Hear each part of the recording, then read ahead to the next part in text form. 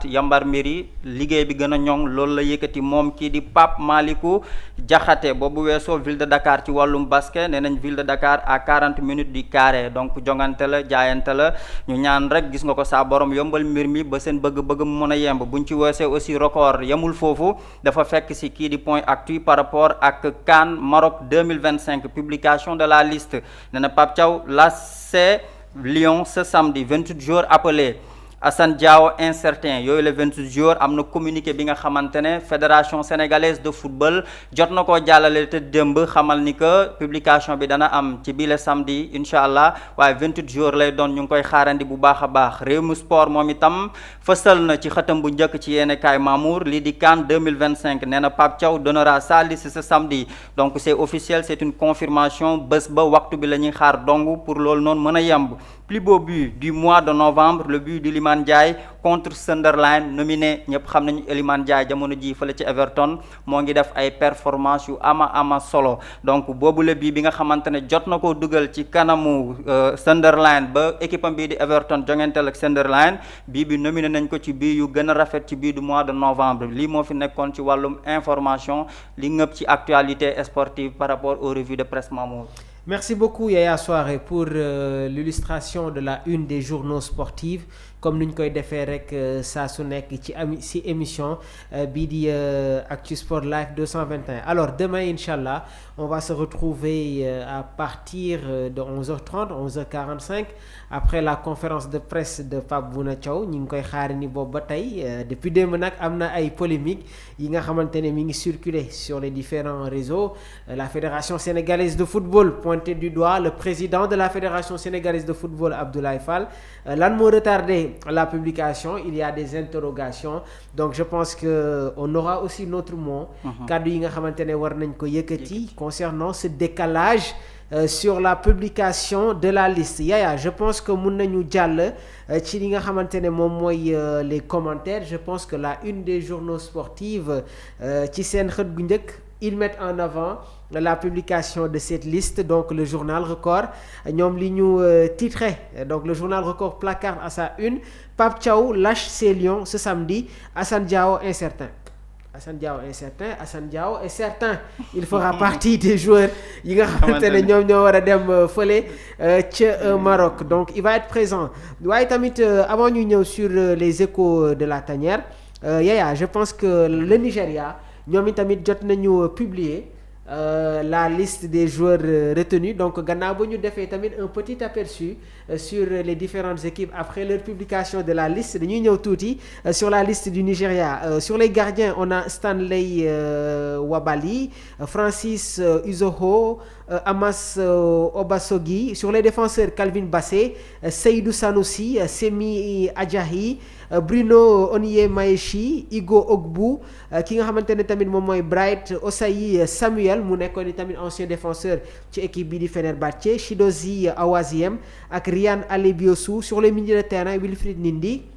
Franck Onyeka Fiako Dele Bachirou Mohamed Ousmane Alex Iwobi Akin Sanmiro Raphaël Onyendika ak ki nga xamante ne moom mooy Nadi sur les attaquants Ademola Lookman Victor Osimhen Akor Adams Samuel Chukwueze Cyriel Dessers Salim Fago Moses Simons Chidera Ejouké ak Paul Onuachu donc mu nekk les différents joueurs yi nga xamante ne moom la le sélectionneur des Super Eagles convoqué pour la prochaine Coupe d'Afrique des Nations Yaya je pense que tamit on peut directement enchaîner ci li nga xamante ne moom mooy les échos de la tanière déjà gis ngeen les fidèles internautes ils sont très actifs je pense que si Papy est disponible Papy donc moom itamit chaque vendredi dañuy tàmm di jël sa réaction en direct sur Sport Live 221 donc Papy on attend l'appel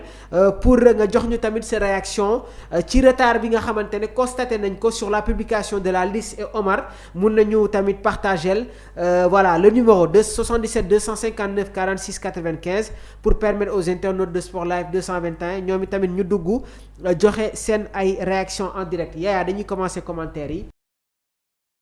ñi ngi doon xam ni la publication de la liste de Pape Bouna Thiaw ban jàngat ngay def ci mbir mi waaw jàngat bi Mamour benn la mooy am nañ benn instant déception amoon na. ndax comme ni nga ko évoqué léegi nee ni souligné nga ni que Nigéria publié na listam avant Nigéria di wàcc équipe yu mag yu mel ni Maroc ñoom yëpp publié seen liste kon ñu xaarandi liste bu Sénégal. waaye li ci ëpp solo rek mu attiré aussi attention internautes yi mooy jamono ji nga xamante ne ñoo ngi wax ak yéen liste bi nga xamante ne tey jii nii joueurs yooyu war nañ dem ci boobule Coupe d'Afrique CAF jot na ci. te joueurs yi aussi Mamour xamal nañu ko démb jot nañ seen ay convocation léegi li des mooy ñun ñi nga xamante ne dañuy toog ci ginnaaw umpali exactement ñan ñoo bokk ci boobu la liste xam naa suba lay doon mais. déception amoon na. su ma la déggee ba tey yow xamagoo joueurs yi nga xamante ne. non joueurs yi kay xam nañ leen ma parce que yow démb joxe woon nga joueurs yi te yow loo joxe rek man sama xel da siy jàpp parce que da ngay dalal sama xel benn côté waaye beneen pàcc bi aussi ci boobu la dalal xel day am benn information bi nga xamante ne da ciy làkku commentaire yi boo ko toppee ba ma ñibbee j'ai suivi les réseaux sociaux waaye déception totale gars yaa ngi doon kaas waaye li ma ëppaloon solo ci boobu la situation Mamour. ba mu demee ba ci kanam mbir mi ba mu amee fédération dafa génnee benn communiqué te communiqué boobu itam ñun toog nañ ci plateau bi xamal ni que lan moo tax tey duñu communiqué xamal sénégalais la war a retard bi ak fan ak kañ la liste boobu lañ koy publier te tànk yooyu doxee nañ ko te loolu aussi lu ñuy rafetlu lay doon xool ba xam ci kanam lan moo waral boobu les retard ak ban njeexital lay indil suñu football. Très bien donc je pense que comme ni ko Yaya waxee léegi nii démb ñun ñëpp ñi ngi doon xaarani la publication de la liste de Pape Bouna Thiaw donc il y a eu aussi des informations yi nga xamante ne jotoon nañ ko en direct mais comme je l'ai toujours dit dañuy nekk dans l'objectivité parce qu'il faut faire beaucoup attention sur certaines informations yi nga xamante ne mi ngi circuler ci contexte bi nga xamante ne moom la ñu nekk léegi nag je pense que tey jii xam nañu exactement la raison li tax Pape Bouna Thiaw war a publier sa liste demain incha allah à partir de 11h mais dama koy répéter waat c'est un coach boo xamante ne il prend ses décisions en toute responsabilité et jàpp naa ne que le sélectionneur de l'équipe nationale du Sénégal Pape Bouna Thiaw kenn du ko imposer dara. léegi li wóor mooy demain incha allah question yi nga xamante ne sénégalais yi ñi ngi koy poser Pape Thiaw dina si indi ay réponses parce que je pense que la presse dinañu présente ci bile conférence de presse et dinañu poser ay questions au sélectionneur donc questions yi nga xamante ne sénégalais yi ñi ngi xaar ñu poser ko le sélectionneur de l'équipe nationale du Sénégal Pape Thiaw dina si indi ay réactions pour ñu xam exactement la réalité de la chose mais li ma si dolliwaat mooy si aujourd'hui le sélectionneur de l'équipe nationale du Sénégal décide de partir avec 27 joueurs nañ ko bàyyee mu dem avec les 27 joueurs parce que la Coupe d'Afrique des Nations c'est une compétition très complexe léegi nag il y avait des incertitudes concernant yenn joueurs yi nga xamante ne nekkaguñu à 100%. sànq rek déjà jot naa ibbi benn brèche sur le cas de Assane Diao il fera partie du groupe bi nga xamante ne war nañu dem fële ca Maroc waaye laataa ñuy ñëw sur les différentes interrogations parce que nag jamono ji am na des ballottages sur le couloir droit de l'équipe nationale entre Ilaï Camara ak Antoine Mendy am na ñu bëri ñoo xamante ne ñi ngi poser des questions est-ce que Ismaïla Jakobs bokk na ci liste bi ñun dinañ si indi ay tontu waaye tamit am na beneen information bi nga xamante ne dinañ ko jox suñu mbokk internautes yi en temps réel muy concerner la remise du drapeau national par le chef d'État donc ce sera le mercredi inchallah sànq yi tamit jot naa ibbi benn brèche sur la situation de Ismaïla Sarr information yi ñu mujjee jot dem gëstu ko am nañ ci une confirmation il est opérationnel pour le match bi nga xamante ne Crystal Palace war na ko football ak équipe bi di Manchester United donc ce qui signifie que jamono ji tous les joueurs sont aptes pour entamer la phase de préparation de l'équipe nationale du Sénégal waaye sànq comme ni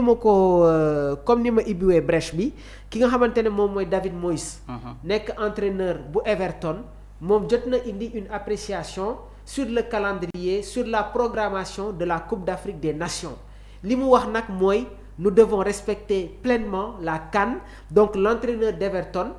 moom mi ngi défendre la compétition en janvier donc David Moyes coach bu Everton jot na estimer qu'il n'était pas correct de dévaloriser la